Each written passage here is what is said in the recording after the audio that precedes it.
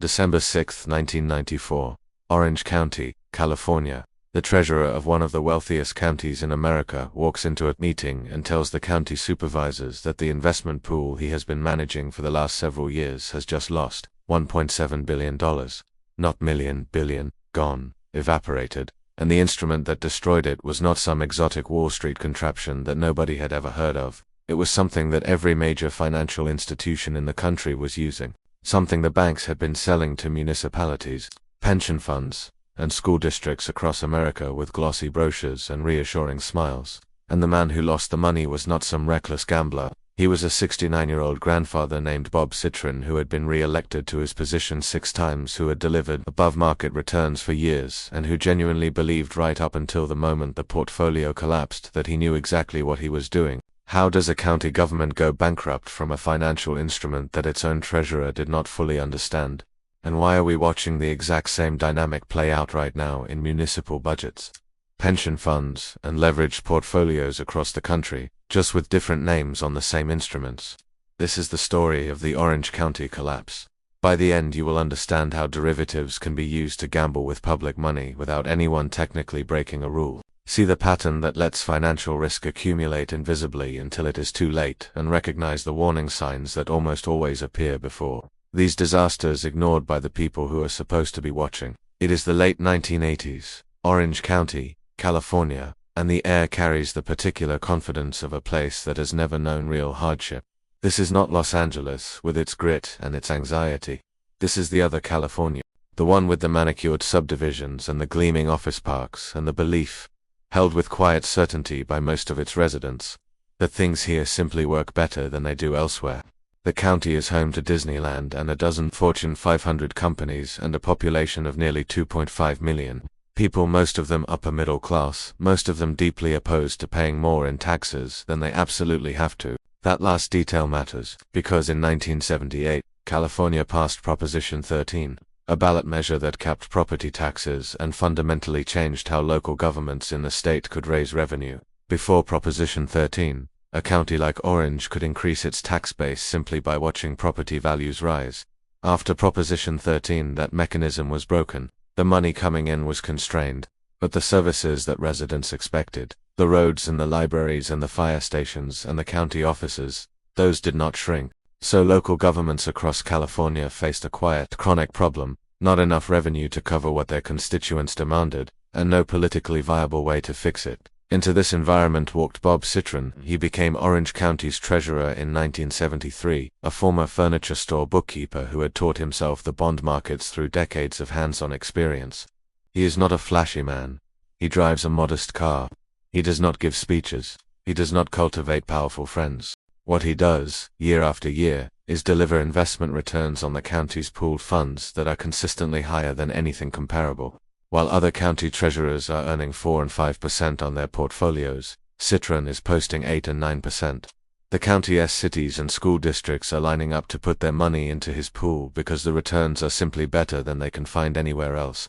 By the early 1990s, he manages nearly $7.5 billion on behalf of 180 government entities across Orange County. To most people inside the county government, this seems like evidence of genius. Bob knows things other treasurers do not know. Bob has connections. Bob gets returns that nobody else gets.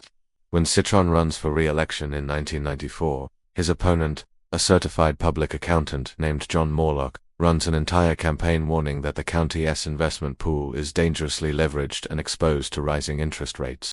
He publishes detailed analyses. He holds press conferences. He tells anyone who will listen that Citron is taking enormous risks with public money and that one interest rate move in the wrong direction would be catastrophic. The voters of Orange County re-elect Bob Citron by a comfortable margin. But Morlock has seen something real. Beneath the surface of those impressive returns, the mechanism that generates them is not genius. It is leverage, enormous, fragile, interest rate sensitive leverage built on top of instruments that almost nobody in the county government understands and that Citron himself cannot fully explain in technical terms. He once told an interviewer that he had unique insights into the direction of interest rates. When asked how he knew which way rates would move, he said he had a psychic advising him. He was not joking. What none of the elected officials celebrating those returns know yet is that the whole structure is one Federal Reserve meeting away from coming apart. The mechanism that Citron built was elegant in the way that a trap is elegant. It works perfectly until it does not, and when it stops working, the failure is total. Here is what he actually did. He borrowed money short-term at low interest rates, a process called reverse repurchase agreements, and used that borrowed money to buy long-term bonds that paid higher interest rates. This is a classic carry trade. The profit is the spread between what you pay to borrow and what you earn on the bonds. When interest rates are stable or falling, this works beautifully. You borrow cheap, you earn more on the bonds, you pocket the difference, and your returns look spectacular. By 1993, Citron has leveraged his $7.5 billion pool into a portfolio with nearly $20 billion in total exposure, much of it concentrated in structured notes called inverse floaters, instruments whose value moves in the opposite direction from interest rates. When rates fall, inverse floaters pay more. When rates rise, they pay less and lose value fast. Citron's entire bet, all $20 billion of it, is a single directional wager that interest rates will stay low or go lower. For most of the early 1990s, it is a winning bet. The Federal Reserve cuts rates repeatedly through 1992 and 1993.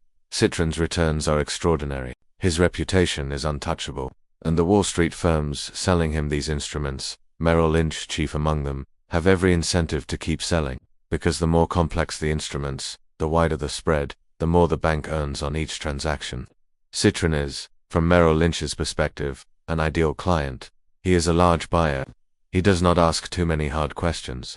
He is loyal to the relationship, and he is, without knowing it, doing exactly what the banks need him to do, concentrating enormous risk in a public pool that will ultimately become someone else's problem if the trade goes wrong. By early 1994, the position is so large that Citron is, in effect, one of the biggest bettors on the direction of American interest rates in the entire country, not one of the biggest municipal investors, one of the biggest interest rate speculators, period. And in February 1994, the Federal Reserve raises interest rates for the first time in 5 years. February 4, 1994, the Federal Reserve announces a 25 basis point increase in the federal funds rate. It is a small move, a quarter of a percentage point, the kind of thing that happens routinely in the normal course of monetary policy. Markets notice. Bond prices fall slightly. Most investors adjust. And Bob Citron does nothing, because Bob Citron is not worried. He has advisors, he has models, he has a psychic. The Fed will reverse course. Rates will come back down. They always do. Then the Fed raises rates again in March, and again in April, and again in May. By the end of 1994, the Fed has raised rates 6 times, moving the federal funds rate from 3% to 5.5% in 10 months. It is one of the most aggressive tightening cycles in decades, and every single increase hammers the Orange County portfolio from 2 directions at once. The long-term bonds fall in value as rates rise. The inverse floaters get crushed because they are designed to lose when rates go up, and the short-term borrowing that funds the whole structure gets more expensive with every Fed meeting. The carry trade that generated those spectacular returns is now working in reverse, bleeding money every single day. By mid-1994, the portfolio has lost hundreds of millions of dollars on paper, and the losses are accelerating. Citron knows. He does not tell the county supervisors. He does not tell the school districts that have put their money in the pool. He keeps rolling his short-term borrowings, keeps holding his positions, keeps waiting for the rate reversal that is not coming. The Wall Street banks that sold him the instruments also know. Some of them have already begun quietly reducing their own exposure to Orange County. Merrill Lynch's internal risk managers are watching the situation closely. But as long as Citron keeps rolling his borrowings, keeps the trades alive, there is no moment of formal reckoning. The loss exists on paper but not yet in public. That changes in early December 1994 when Standard & Poor's announces that it is reviewing Orange County's credit rating for a possible downgrade. The review itself is not a catastrophe, but it triggers the mechanism that unravels everything. The banks that have lent Orange County the money for its leveraged positions, the counterparties on all those reverse repurchase agreements, start calling for additional collateral. They want more security to protect their loans given the credit review. The pool does not have the cash. And when the pool cannot meet the collateral calls, the lenders have the right to seize and sell the underlying bonds. They exercise that right. The forced liquidation of $20 billion in bond positions into a market that already knows the portfolio is distressed drives prices down further, making the losses worse in real time. On December 6, 1994, Orange County files for bankruptcy. It is the largest municipal bankruptcy in American history to that point. $1.7 billion in realized losses from a public fund that was supposed to be the safest possible place for the county's money. Robert Citron sits in his office after the filing and writes out a handwritten note. He says he is sorry. He says he made mistakes. He says he did not fully understand the instruments he was using. He is 69 years old, and he is right. The county's 180 investing entities, the cities and school districts and water districts that had put their money into Citron's pool, begin calculating what they have lost. The Irvine Unified School District is down $177 million. The county itself cannot make payroll without emergency borrowing. Libraries start cutting hours. Road maintenance stops. A county that had prided itself on fiscal competence is now scrambling to keep its basic functions running while lawyers file motions in bankruptcy court. The school districts are perhaps the most painful part of this. These are not sophisticated investors. They are public institutions that put their operating funds into the county pool because the county treasurer told them it was safe and because it earned more than anything else available. The teachers and administrators who trusted that system did not know about inverse floaters. They did not know about reverse repurchase agreements or leverage ratios or interest rate duration. They knew that Bob Citron had been delivering good returns for decades and that their bosses had signed the paperwork to put the money in. Now those funds are gone, and the children in those districts will pay for it in the form of programs cut, teachers not hired, and facilities not maintained for years. Merrill Lynch, which had sold Orange County the bulk of its structured notes and had earned tens of millions of dollars in fees doing so, becomes the central target of the legal aftermath. The county sues, arguing that Merrill Lynch knew or should have known that Citron did not understand the risk he was taking, that the firm had a duty to warn him, and that it had instead continued to sell him increasingly complex and dangerous instruments because doing so was profitable. Merrill Lynch settles for $400 million without admitting wrongdoing. Citron himself pleads guilty to securities fraud and is sentenced to a year in jail and $100,000 in fine, a sentence his attorneys successfully argue should be mitigated by his age and mental state. He serves time in a work release program. The question nobody in the boardrooms or the courthouse asks out loud. The question that the investigation focuses around but never quite lands on directly. Is this: who is actually responsible when a public official gambles with public money using instruments he cannot explain, sold to him by a bank that understands the risk perfectly, supervised by elected officials who never asked a single substantive question about how the returns were being generated? Remember Bob Citron, the 69-year-old grandfather who said he had a psychic helping him read interest rates. By 1995 he is a convicted felon doing community service. He spends his remaining years in a quiet suburb of Southern California, largely forgotten. The psychic did not see that coming. So what does the conventional story say happened? It says a naive local official got in over his head with complex financial products and made a catastrophic bet that failed. It says better financial education and stronger oversight would have prevented it. That story is not wrong exactly, but it misses almost everything that matters. What actually happened in Orange County was not a failure of individual competence. It was the predictable output of a system specifically designed to allow risk to accumulate invisibly until someone else holds the bill. The mechanism runs like this. A bank creates a complex instrument. The complexity serves a purpose beyond the functional one. It makes the instrument difficult for the buyer to evaluate independently. The buyer, often a public official or institutional investor with limited technical sophistication, relies on the seller's representations about safety and returns. The seller earns fees on each transaction and therefore has a direct financial incentive to sell more instruments, not to pump the brakes when the buyer's position becomes dangerously large. The regulator, if there is one, sees the nominal category of the investment rather than the actual risk profile. The elected supervisor sees the headline return number and asks no further questions. Everyone in the chain has an incentive to keep the music playing. Nobody has a structural incentive to say, stop. The leverage itself is almost beside the point, except that it is the mechanism that transforms a bad bet into a catastrophic one. When you run a $7.5 billion portfolio at nearly 3 times leverage, concentrated in instruments that move violently against you when interest rates rise, you do not need a large rate increase to produce a devastating loss. You need only a sustained one. The Fed raised rates by 2.5 percentage points over 10 months. That is not a shock. That is a policy cycle, and it was enough to destroy a county government. The reason it worked at such a scale is that leverage amplifies everything. Gains look like genius when rates are falling.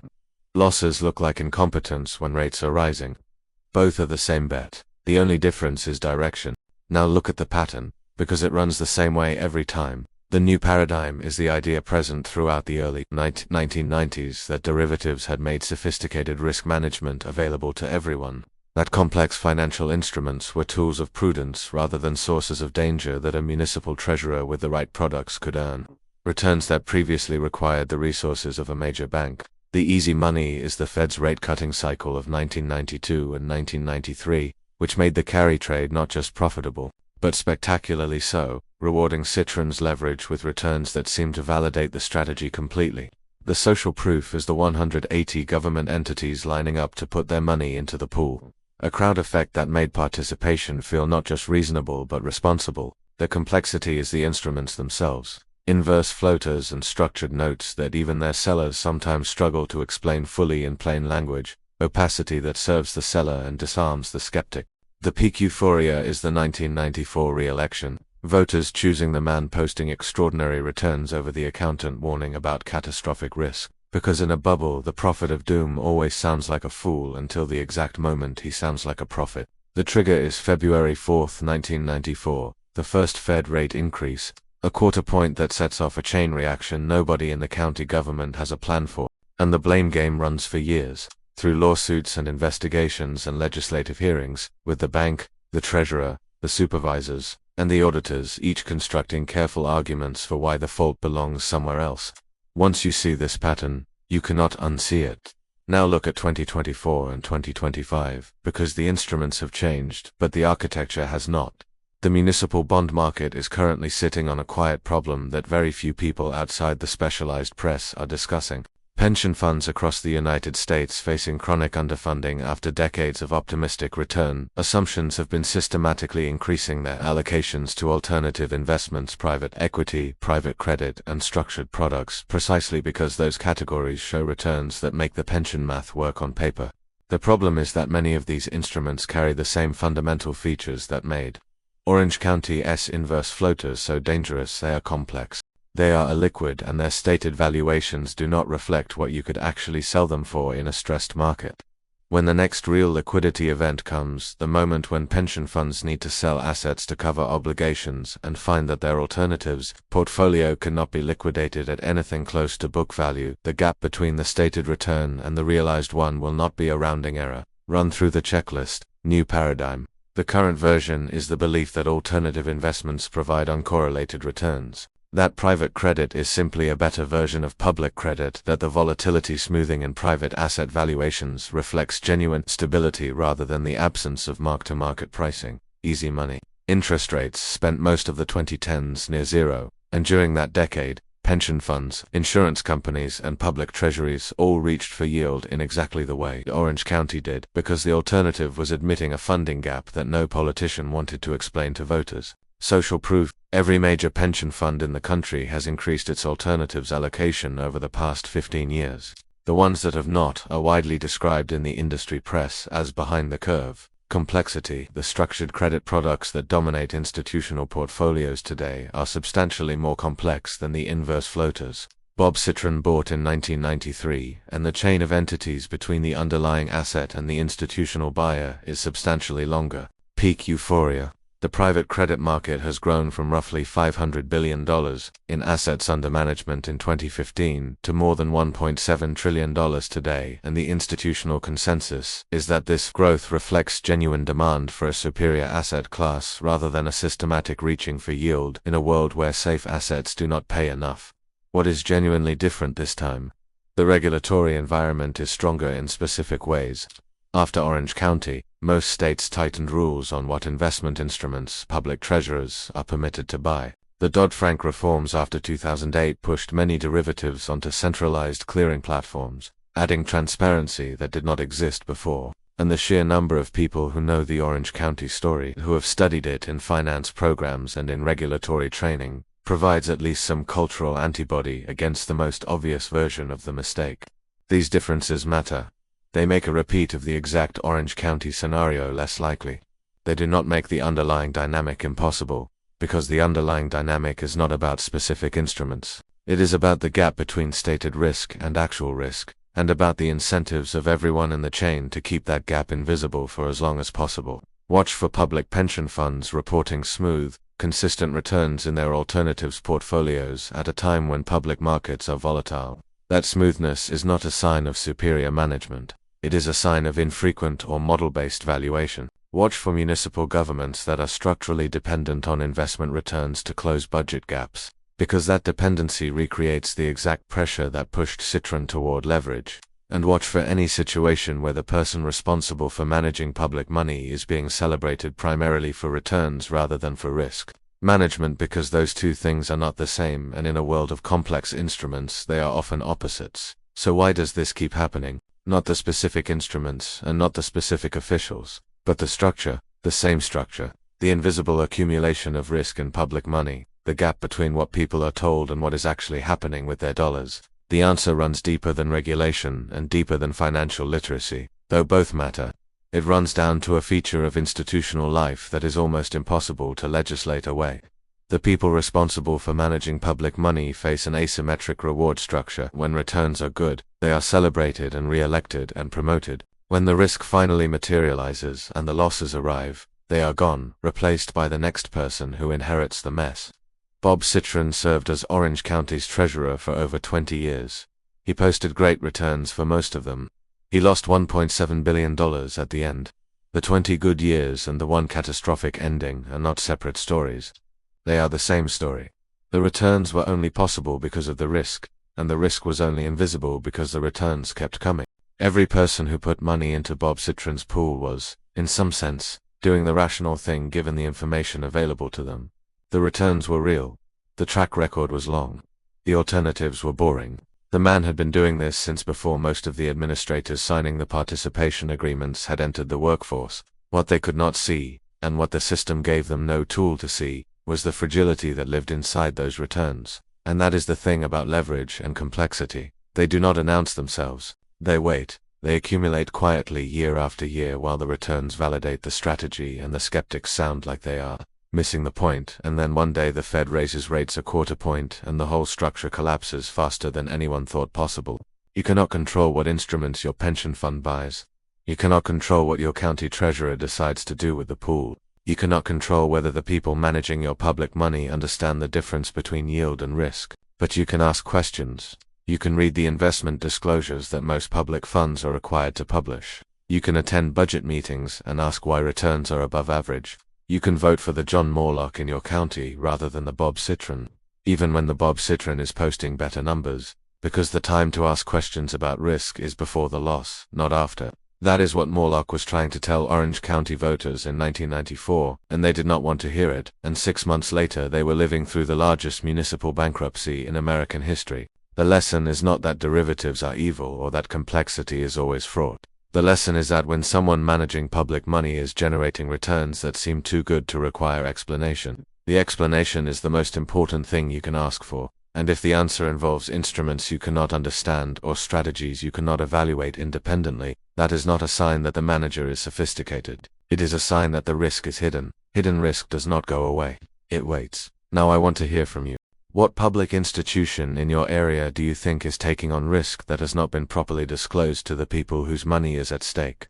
And what would it take for voters to actually pay attention to investment risk before the collapse rather than after?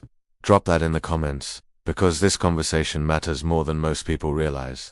If this changed how you see the money that governments manage on your behalf, hit the like button and subscribe. Next time we are going back even further to a moment when a single trader has hidden positions nearly brought down a bank that had survived a world war's. Another story about the gap between what institutions say they are doing and what they are actually doing. History does not repeat, but it rhymes. And right now, it is rhyming loud. See you in the next one.